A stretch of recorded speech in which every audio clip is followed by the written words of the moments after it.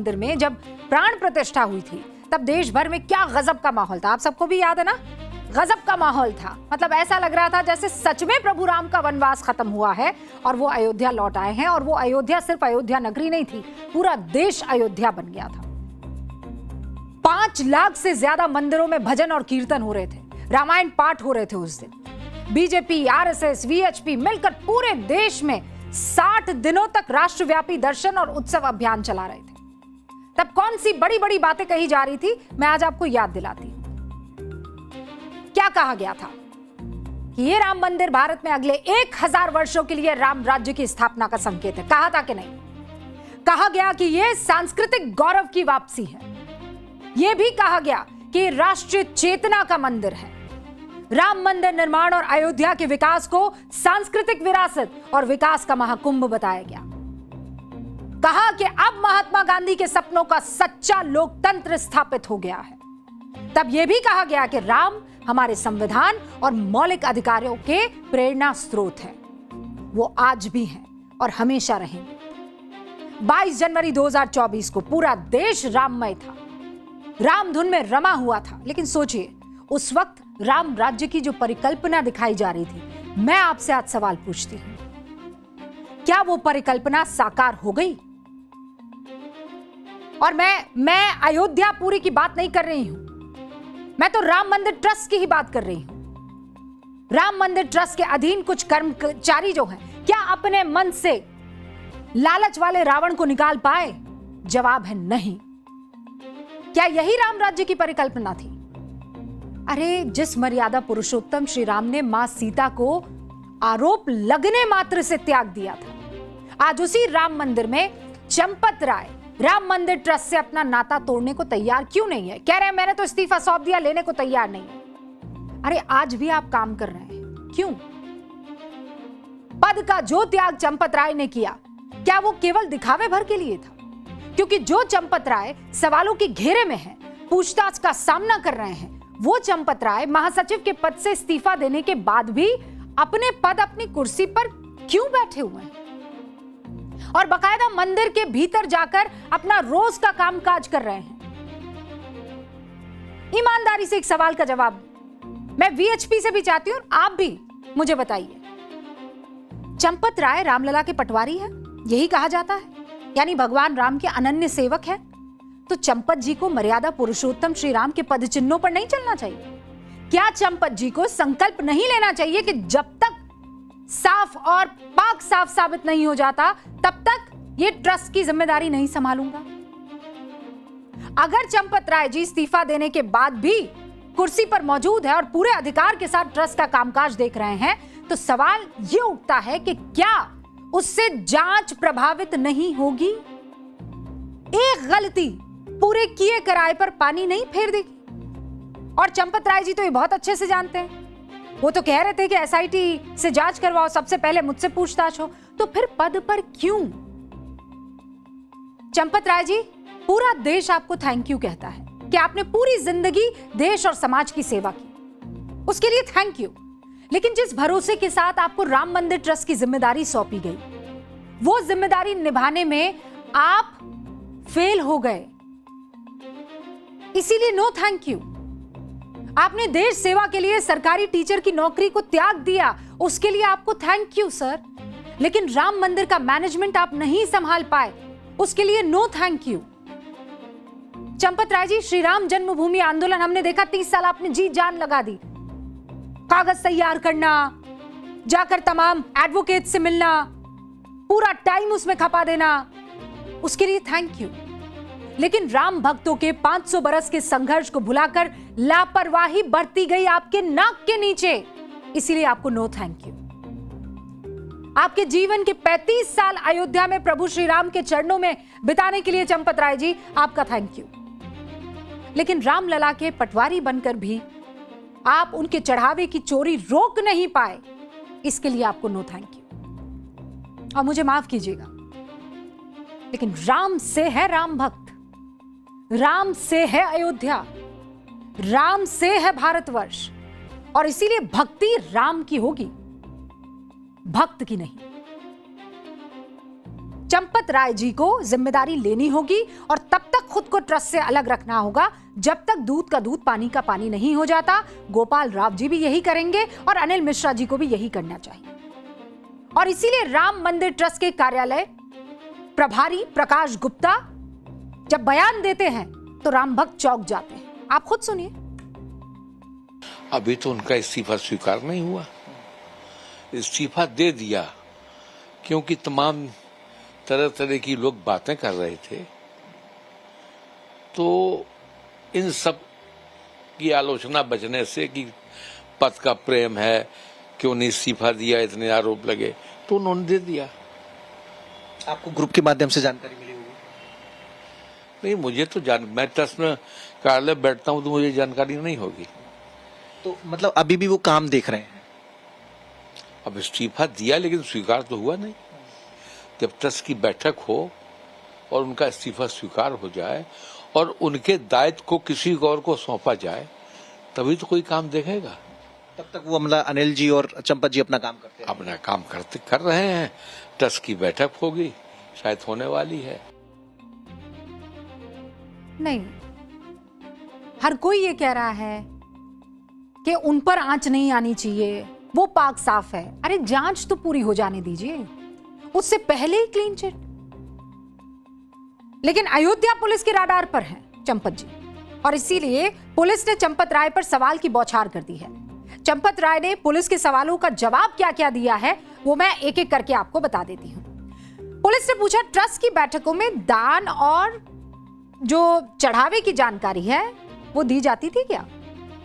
तो चंपत जी ने कहा, ट्रस्ट की बैठकों में दान की जानकारी दी जाती थी लेकिन हर लेन देन की डिटेल नहीं होती थी। फिर पुलिस ने कहा, क्या आपको हर महीने ये जानकारी दी जाती थी कि कितना चढ़ावा आया है या कितना बैंक में जमा हुआ है? तो चंपत जी ने कहा, दान गिनती करना और बैंक में जाकर जमा करवाना ये जिम्मेदारी अलग अलग टीम की थी। मेरे पास तो चढ़ावे से संबंधित रिपोर्ट्स कर्मचारियों से होकर ही आती थी और कर्मचारी ही निपटे हैं। पुलिस ने पूछा, क्या कभी आंकड़ों को देखकर आपको लगा कि कुछ ठीक नहीं है? तो चंपत जी कह रहे हैं, चढ़ावा में चोरी या गड़बड़ी की कोई ठोस शिकायत पहले नहीं मिली थी। कुछ एक लोग निगरानी को लेकर सुझाव देते थे लेकिन कभी किसी तरह की कोई दिक्कत नहीं आई और ना ही प्रमाण थे। फिर पुलिस ने पूछा, क्या कभी आपने कहा कि इनकी ड्यूटी बदल देनी चाहिए जबकि बैंक ने ऐसी जरूरत बताई थी? और अगर नहीं कहा आपने तो क्यों? क्या आपने बैंक को ऐसा करने से रोका था? क्या आपको लगता है कि बार बार रोटेशन होता तो स्थिति अलग होती? तो चंपत जी कहते हैं, हुंडी काउंटिंग में लगे कर्मचारियों की नियुक्ति बैंक ने और जो आउटसोर्स्ड एजेंसी उसके माध्यम से हुई थी और इन कर्मियों की शिफ्ट को रोटेट करना बैंक का विषय था, हमारा नहीं था, यानी ट्रस्ट का नहीं था। फिर पुलिस ने पूछा, क्या आपको लगता है कि टिन्नू ने आपकी स्थिति का गलत इस्तेमाल किया है? तो चंपत जी ने आंसर दिया है, जवाब दिया है कि टिन्नू यादव परिचित थे लेकिन उन्हें असीमित अधिकार या आधिकारिक अधिकार नहीं थे। इससे पहले किसी कर्मचारी पर व्यक्तिगत संदेह नहीं था। हालांकि चंपत जी अच्छे से जानते हैं कि उनका ड्राइवर जो था वो हर जगह घूमता था, जब चाहे जैसे चाहे घूमता था। मैं मंदिर प्रांगण की बात कर रही हूं। अयोध्या पुलिस सिर्फ चढ़ावा चोरी के आरोपियों से पूछताछ नहीं कर रही बल्कि जबरदस्त एक्शन में है।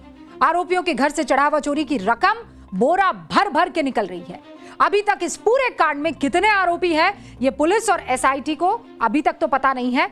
चढ़ावा चोरी की कितनी रकम चोरी हुई है इसका भी कोई मोटा मोटा अंदाज पुलिस को अभी तक नहीं मिला है। लेकिन आपको यह बता दूं कि एसआईटी ये पता लगाने की कोशिश कर रही है। समाजवादी पार्टी के नेता राम गोपाल यादव, उन्होंने दावा किया है कि 20,000 करोड़ रुपए चढ़ावा चोरी हो चुके हैं। हमने भी अपने कुछ सूत्रों से बातचीत की है, उन्होंने कहा इतना बड़ा अमाउंट ये झूठ है। और वीएचपी के कुछ सोर्सों से हमने बात की है। लेकिन अभी तक पुलिस ने आरोपियों से कल कितनी रकम बरामद की है और किस आरोपी के पास कितनी रकम बरामद की गई है इसके बारे में आपको जल्दी से बता देती हूं। प्रणाम कर दीजिए बोर्ड बाबू को भैया। हाँ, चलिए बोर्ड बाबू, कितना पैसा मिला? ठीक है, आरोपी नंबर 1। ठीक है, अच्छा पहले ये बता देती हूं कितने आरोपी जानते हैं आप लोग? आरोपी हैं टोटल 7। एक आरोपी अज्ञात है, उसका नाम नहीं है, आरोपी है 7। 80,85,000 ये क्या है? ये टोटल अमाउंट मिल गया है। टोटल अमाउंट मिला है 80,85,000। अब आप कहेंगे कहां कहां बरामद हुआ है, कैसे कैसे मिला है? तो पहला आरोपी कौन है? अविनाश शुक्ला। ठीक है, अविनाश शुक्ला, उसके यहां से मिला है 20 लाख। ठीक है, 39, ये शुक्ला। ठीक है, इनके यहां से मिला है 20,39,000। अब ये 1000 और लाख लिखूंगी नहीं, ये ऐसे ही समझ लीजिएगा। चलिए, दूसरा आरोपी अनुकल्प मिश्रा। ठीक है, अनुकल्प मिश्रा के यहां भी जब पहुंचे तो उनके यहां बरामद हुए 16,82,000 रुपए। ठीक है, फिर आइए तीसरा, रमाशंकर मिश्रा। रमाशंकर के यहां से मिला 7 लाख रुपया। ठीक है, और कुछ 32,000। हाँ, 32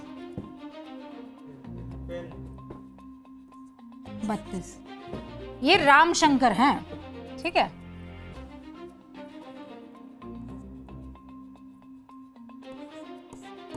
रामशंकर। ठीक है, इनके यहां से लगभग मिला है 7 लाख। चौथे आरोपी हैं टिन्नू यादव। अब टिन्नू यादव के यहां पता है आपको कितना मिला है? और ये तो गजबी आदमी है।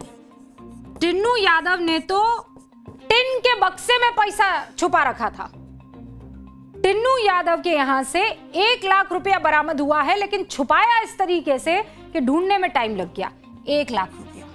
और ऐसे करके 3 और आरोपी हैं जिनके पास, मनीष कुमार यादव के पास लगभग 2 लाख रुपए बरामद हुए। फिर आरोपी नंबर 6 है करुणेश पांडे, उसके यहां पर 18 लाख रुपए। अब इसे कहां लिखा जाए? चलिए क्लीन कर देते हैं। आरोपी नंबर 4 करुणेश का रुख करते हैं। 2 बता चुकी हूं, करुणेश। इसके यहां से कितना रुपया मिला है? लगभग 18 लाख। ये लोग कौन है आगे आप जानेंगे। ठीक है, करुणेश के यहां पर 18 लाख, लवकुश मिश्रा है 14 लाख। लवकुश के यहां पर लगभग 14 लाख, लगभग। ठीक है, अब इन सारे के सारे ये जो बरामद हुए पैसे हैं और ये चंदा चोरी हो रही है, इस पर बड़े बड़े बयान दिए जा रहे हैं। अब तक जो रिकवर हुआ है वो मैंने आपको बता दिया है, लगभग 80 लाख रुपया है। लगभग ये बरामद हुआ है। क्या कह रहे हैं राजभर, उनको सुनिए आप। सरकार ने आवश्यकता महसूस किया, कार्यकाल बढ़ाया एसआईटी का और कार्रवाई पूरी होने दीजिए। निश्चित तौर पर पूरे देश के अंदर एक उदाहरण प्रस्तुत होगा और विश्वास के साथ कहना चाहते हैं कि इस तरह की घटनाओं की पुनरावृत्ति उत्तर प्रदेश की धरती पर कभी नहीं होगी।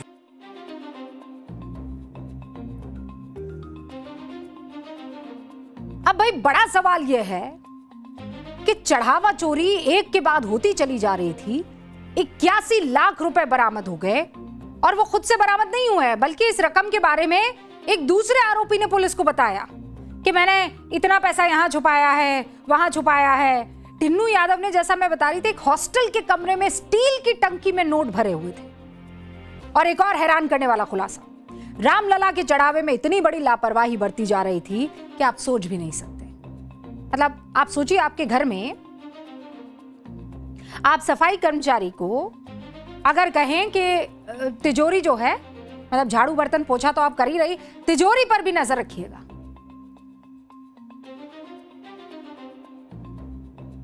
सफाई कर्मचारी वहां पर जो नौकरी पाए हुए थे, उनसे कहा जा रहा था राम मंदिर के चढ़ावा गिनती में ऐसे लोगों को ही लगाया गया था जिन्हें उस काम का कोई एक्सपीरियंस नहीं था। मतलब जिसका काम उसी को सूट करता है ना। लेकिन उसके बावजूद आप हैरान हो जाएंगे सुनकर कि राम मंदिर में साफ सफाई का काम करने वाले हाउसकीपिंग स्टाफ के 6 कर्मचारी चढ़ावे की गिनती कर रहे थे।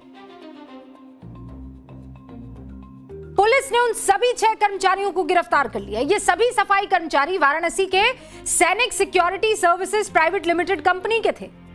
इस कंपनी ने राम मंदिर में 22 लोगों को हाउसकीपिंग सर्विस के लिए भेजा था, लेकिन इनमें से 6 कर्मचारियों को चढ़ावा गिनती में लगा दिया गया। पता चला कि इस कंपनी के जो अयोध्या ब्रांच के चीफ मैनेजर हैं, उन्होंने सभी 22 कर्मचारियों की सिफारिश कर रखी थी और इसी चीफ मैनेजर ने लिखित में 22 कर्मचारियों के नाम अपनी एजेंसी को भेजे थे, जिसके बाद एजेंसी बगैर सत्यापन के ही सभी 22 कर्मचारियों को रिक्रूट कर देती है, अयोध्या राम मंदिर भेज देती है। अब सिक्योरिटी एजेंसी कंपनी ने कहा कि बैंक की जिम्मेदारी थी कि उनसे हाउसकीपिंग का काम करवाया जाए। यह कंपनी 8 राज्यों हाउसकीपिंग सिक्योरिटी और कैश लॉजिस्टिक सर्विस 8 राज्यों में दिया करती थी। और फिर मैं कह रही हूं